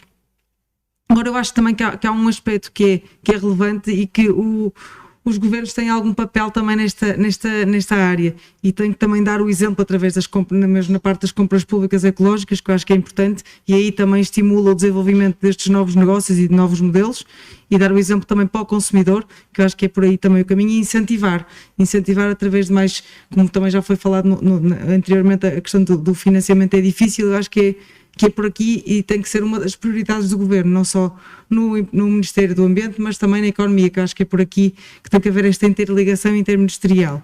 E colaboração, eu acho que deixo esta palavra, que eu acho que é a chave das cadeias de valor, e a colaboração, colaboração e educação, que são duas palavras que eu acho que são fundamentais nesta transição e que estão em comum também a todos estes negócios que estão a evoluir, que podiam ser também, e que há muitos também em termos de exemplos nacionais, e que eu acho que é por aí o caminho.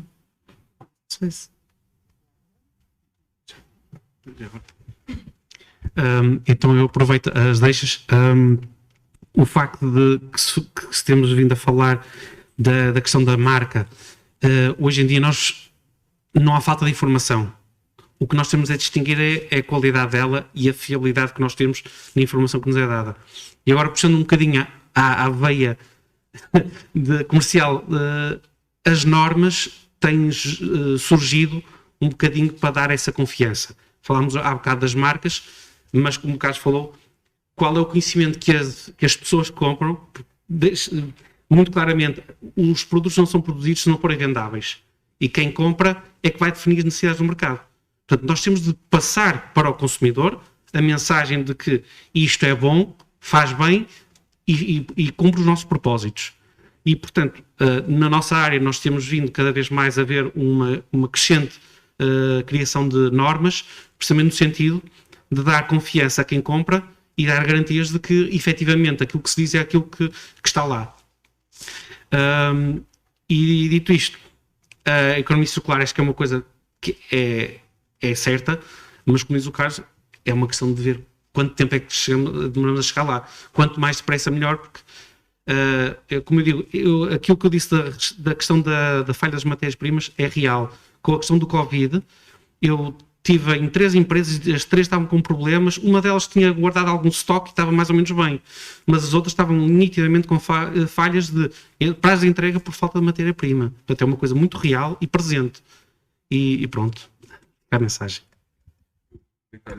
E realmente esta questão das matérias-primas é algo essencial, porque hoje em dia existe mais matérias-primas raras ao cimo, nos nossos telemóveis, nos nossos laptops, etc., do que na crosta terrestre. Isso é algo, portanto, isso é um facto, o que nos leva, digamos, é uma boa notícia para a economia circular. E por outro lado, vou dar um mau exemplo, que é um exemplo nacional. Portanto, como todos sabemos, a construção é a indústria que maior impacto ambiental gera, desde logo a montante até jusante, portanto, em todas as fases do ciclo de vida. Até há muito pouco tempo, se eu quisesse construir, se eu quisesse pedir um empréstimo para uma casa modular pré-fabricada, que é um dos princípios da circularidade, portanto, é ser desconstruída, poder ser desconstruída, pois eu não tinha financiamento. Precisamente, ou seja, a banca nacional não tinha mecanismos para financiar uma casa dessas. Temos aqui um exemplo, enfim, infelizmente a situação tende a alterar-se, mas temos aqui um exemplo prático e que fica aqui expresso no sentido do anacronismo, digamos, da banca nacional. Este é um exemplo. Por último, o futuro é hoje, como se costuma dizer, mas ou é circular ou não é.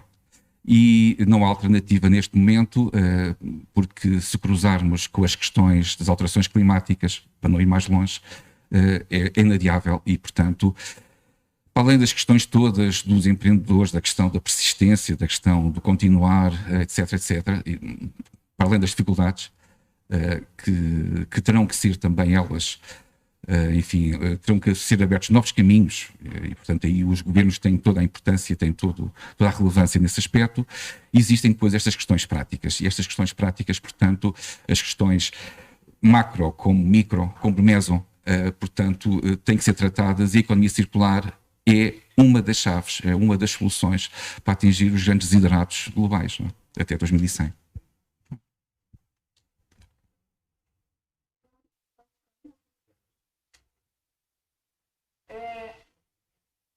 Senhores, temos alguma pergunta? Nada a ser colocado? Ótimo. Algum comentário final? Acho que já estamos quase no nosso tempo. Cristina, alguma colocação? Muito bem. Então, eu passo agora para a professora Marta fazer aqui o nosso fechamento. De antemão, já quero agradecer a participação de todos. Muito obrigada, foi ótimo. Essas conversas são sempre enriquecedoras. Eu tenho aqui uma lista bastante vasta de apontamentos.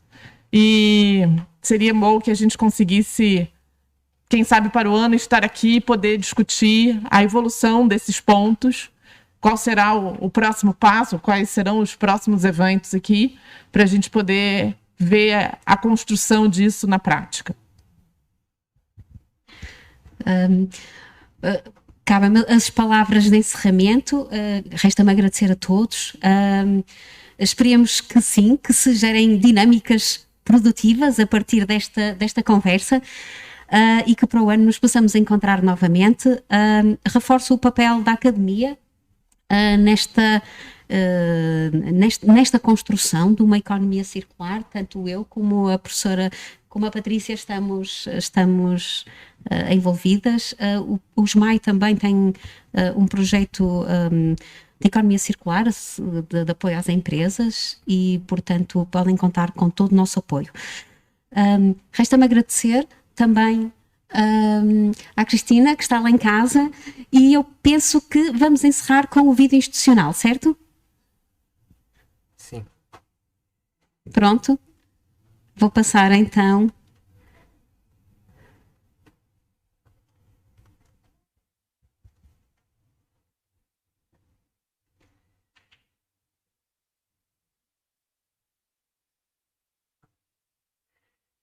Eu também queria agradecer em nome da Rise Up a vossa colaboração e a vossa presença aqui.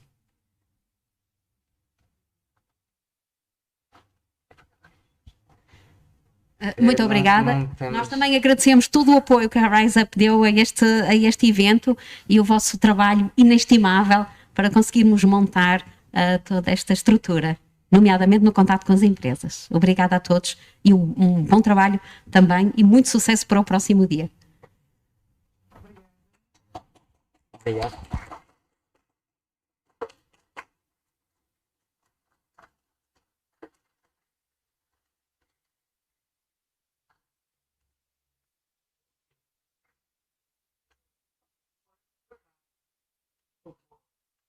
Os outros todos também. Mas tu ias fazer uma carreira na cara. Olha, fica a dica.